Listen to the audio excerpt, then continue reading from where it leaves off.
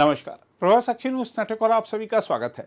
Operation सिंदूर को लेकर यदि आपके मन में भी कोई सवाल है तो आपको भारतीय सेना के उप प्रमुख lieutenant general Rahul R Singh की बात को जरूर सुनना चाहिए। हम आपको बता दें कि उन्होंने कहा है कि भारत के ऑपरेशन सिंदूर के दौरान चीन पाकिस्तान को लाइव इनपुट्स दे रहा था।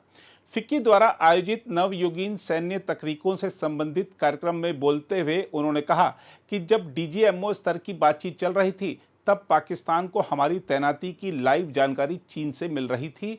यह एक ऐसा क्षेत्र है जहां हमें बहुत तेजी से आगे बढ़ने और उचित कार्रवाई करने की आवश्यकता है।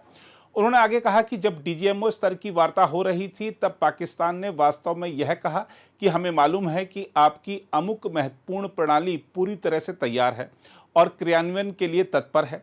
उन्होंने हमसे उसे पीछे हटाने का अनुरोध किया। इसका साफ मतलब है कि उन्हें चीन से रियल टाइम इनपुट्स मिल रहे थे। लेफ्टिनेंट जनरल राहुल सिंह ने यह भी कहा कि ऑपरेशन सिंदूर के दौरान भारत 3 विरोधियों से लड़ रहा था। उन्होंने कहा कि हमारे पास एक सीमा थी लेकिन 3 शत्रु थे।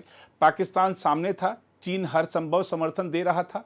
पाकिस्तान के पास मौजूद 81% सैन्य साजो सामान चीनी मूल का है। चीन अपने हथियारों की तुलना भारत के हथियारों से कर पा रहा था। यह उनके लिए एक जीवंत प्रयोगशाला यानी लाइव लैब जैसा था। उन्होंने यह भी जोड़ा कि तुर्की ने भी इस युद्ध में महत्वपूर्ण भूमिका निभाई।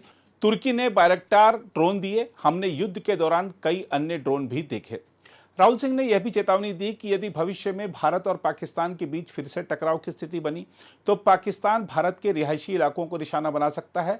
उन्होंने कहा कि इस बार हमारे रिहायशी इलाकों को निशाना नहीं बनाया गया, लेकिन अगली बार हमें उसके लिए तैयार रहना होगा। उन्होंने ऑपरेशन सिंदूर के कई ऑपरेशनल पहलुओं और सबकों को साझा करते हुए कहा, इस मिशन से कुछ महत्वपूर्ण सबक मिले हैं। नेतृत्व के रणनीतिक संदेश बिल्कुल स्पष्ट थे। अब पहले की तरह दर्द सहन करने की जरूरत नहीं है। योजना और लक्ष्य चयन तकनीकी और मानवीय खुफिया जानकारी पर आधारित थे। कुल 21 लक्ष्यों की पहचान की गई थी, जिनमें से 9 को व्यवहारिक मानते हुए निशाना बनाने का निर्णय हुआ। यह निर्णय अंतिम दिन और अंतिम क्षण में लिया गया कि इन्हीं 9 लक्ष्यों पर कार्रवाई की जाएगी। उन्होंने कहा, एक सोच समझकर निर्णय लिया गया कि यह एक त्रिसेवाओं द्वारा संचालित अभियान होगा ताकि यह स्पष्ट संकेत मिले कि भारत एक एकीकृत सैन्य शक्ति है। उन्होंने कहा, हमारी रणनीति यह थी कि हम एस्केलेशन लेडर में सबसे ऊपर रहें। जब कोई सैन्य लक्ष्य हासिल कर लिया जाए तो युद्ध को वहीं पर रोक देना चाहिए। उन्होंने कहा कि युद्ध शुरू करना आसान होता है लेकिन उसे नियंत्रित करना बहुत कठिन होता है, और मैं कहूँगा यह एक शानदार रणनीतिक कदम था जिसने सही समय पर युद्ध को रोका। राहुल सिंह ने पाकिस्तान के साथ युद्ध के बाद हुए सीज फायर को भी एक समयबद्ध रणनीतिक पहल बताया। उन्होंने कहा कि जब हम राजनीतिक या सैन्य उद्देश्य तक पहुंच जाएं तो वहीं युद्ध को रोकना चाहिए। युद्ध शुरू करना आसान है लेकिन नियंत्रित करना कठिन। मैं कहूंगा कि यह एक बेहतरीन कूटनीतिक चाल थी। उन्होंने कहा, हमारा पंच तैयार था और पाकिस्तान को यह आभास हो गया था कि उसकी स्थिति बिगड़ सकती है। इसलिए उन्होंने युद्ध विराम की मांग की। भारत की वर्तमान सुरक्षा नीति को दोहराते हुए उन्होंने कहा, यदि आवश्यक हुआ तो दंडात्मक कार्रवाई की जाएगी। अब पहले की तरह चुपचाप कष्ट सहन करने की कोई नीति नहीं रह गई है।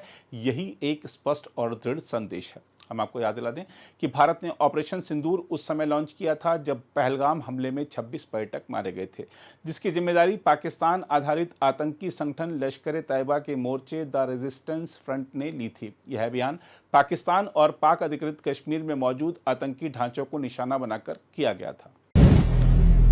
अगर आप भी लेना चाहते हैं देश दुनिया की तमाम जानकारी तो आज ही सब्सक्राइब करें हमारे चैनल को।